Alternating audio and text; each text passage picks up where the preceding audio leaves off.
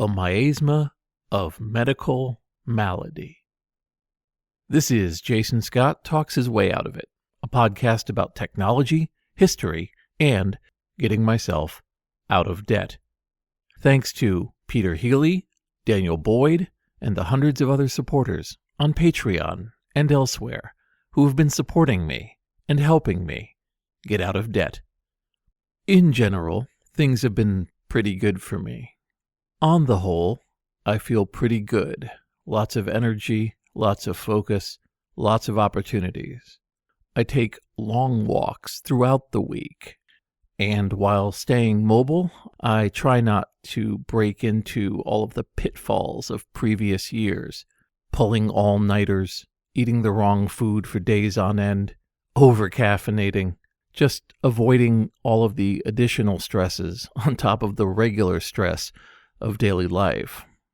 While that rosy picture is the case for most of my days, I have bad days as well. I thought I'd talk about where things are with me right now at age 50 and what I think I'm learning about myself from having them. About 2 years ago, I was waiting in line for a Shakespeare play. In Central Park, they have Shakespeare in the Park, and it's free. It's also an incredibly hot ticket. So what people do is stay either overnight or very early in the morning in front of the ticket booth, and then as the hours go by, at noon of the day of performance, they let people in and each person can get a couple tickets, and that night you have a fantastic world-class Shakespeare experience. That waiting is a culture in itself. People bring chairs and air mattresses, books, radios, and they hang out, just passing the time, waiting for noon. People walk up and down the line, offering things for sale, and there's a couple known delis who pass out menus so you can order breakfast sent right to your place in line. It's a thing, including the saxophone guy. A busker who walks up and down the line playing the worst saxophone you could ever imagine, and you pay him to go away. This is a tradition in our family, and we usually come pretty prepared. And I was trying out a brand new way to relax during those hours. There's a very odd chair that is sold at one of those booths full of plastic wonders from other lands. It's a little hard to visualize, but think of a sleeping bag, except it's made of plastic, and the end clamps shut, and what you do is hold this tube open, quickly swing it around, let it fill up with air, and then let go of the clamp, turning it into a kind of inflatable sofa that you can then lie on. It's about $20, and it sort of works. What you can't beat is how compact it can be. You just roll it up, and it basically disappears into whatever you're carrying. So while waiting in line for the show, I was testing out this little plastic toy couch, and so I went out on the grass of the park and swung it around with the idea of filling it up. I slipped on some slick grass and fell on my left shoulder. At the time, it was a little sore, and it was not, by any stretch of the imagination, the first time I had fallen down in my life. I had always internalized it as hitting something, feeling a little bit sore, and then over the course of a few days, getting better. Except, in this case, I didn't get better. It continued to hurt. It continued to not feel right for weeks afterwards. It had swollen up and then knocked down again, but it still felt wrong.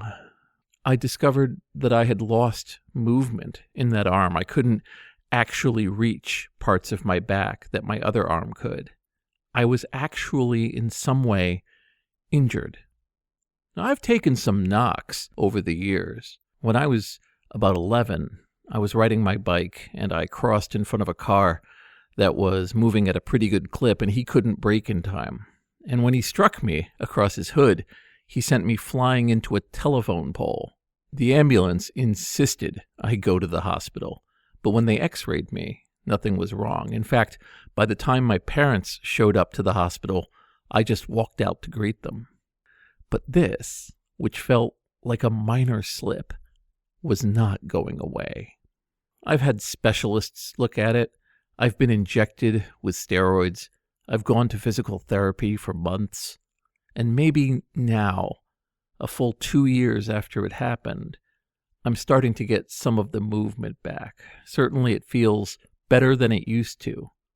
But the idea of such a minor thing lingering for as long as it has, that is new. That changes things. That makes me feel differently about this body.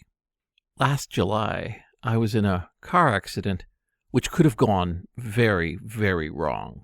The damage to the car clearly indicated that if it was not for the matter of some metal, I would most certainly have been decapitated. But what I was instead was jostled from about 20 miles an hour down to 0 while wearing a seatbelt. In the months since that accident, long after my car has been repaired and long after I've had to think about the details, I still feel a twinge of pain throughout my top left shoulder.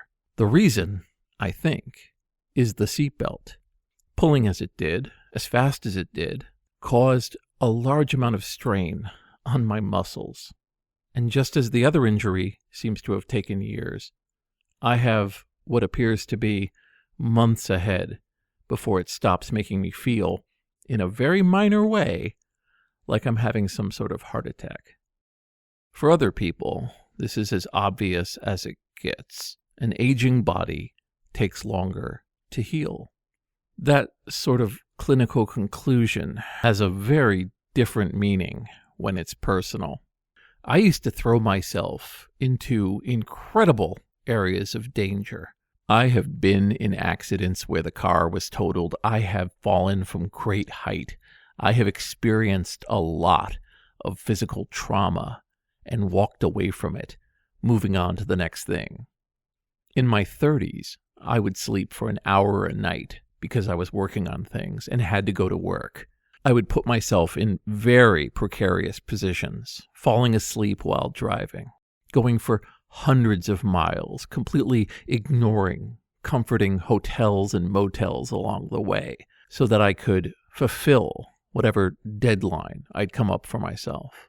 I've slept in or near cars, experimented with bathtubs and floors, trying to find some level of comfort overnight, and all through it, my body has simply healed itself, gotten back on track, and within a week, I'm myself again. But here we are. I'm different than how it used to be. I've stopped thinking about pushing my limits and started to consider where my limits actually are. Through experimentation, very deadly experimentation, I knew that the furthest I could drive was 320 miles in a single day. Anything further than that, and I was literally going to black out at the steering wheel. Now, I'm not 100% sure I could even make that. I know what effect caffeine has on me. I know exactly when it's a really bad idea. The amount that I can lift, the amount that I can push myself trying to get something done alone instead of asking for friends or scheduling a party of folks. It's definitely changed. A few times in the past couple years, I've reached out to people to help me with something that previously I would have done all by myself. And I've said, come here. And in doing so, I have the frustration of having to wait days for things to come together, to be patient and schedule instead of jumping into the fray, into the darkness, figuring I would land however I landed and make the most of it. This has been a very tough journey for me. I love getting things done. I love the idea of facing a problem, a task, an effort, and then plunging into it to make it something that's complete before the day is done. And yet, the price may be a little bit too high. The comedian Norm Macdonald has a joke that says, "We all know what happens after you die. You are found." And so that brings up, where do I want to be found? Do I want to be found halfway between two boxes in a warehouse? Do I want to be found in a ditch trying to make some sort of perceived deadline?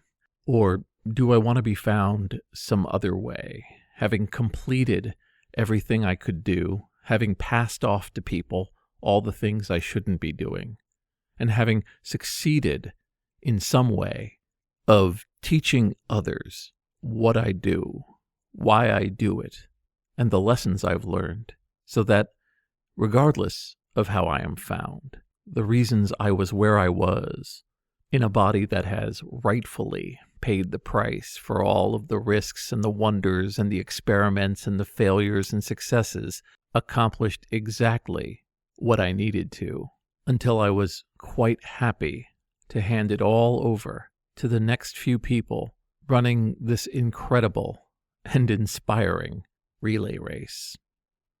This is Jason Scott Talks His Way Out of It. Thanks to Corey Thomas, Emilio Oliveira, Forrest Fuqua, Mark Pilgrim, James Bekoyanu, and the hundreds of other supporters on Patreon and elsewhere who have been supporting me and helping me get out of debt. I don't know how much longer I have. I don't know how this story ends, but I'm enjoying where this is going.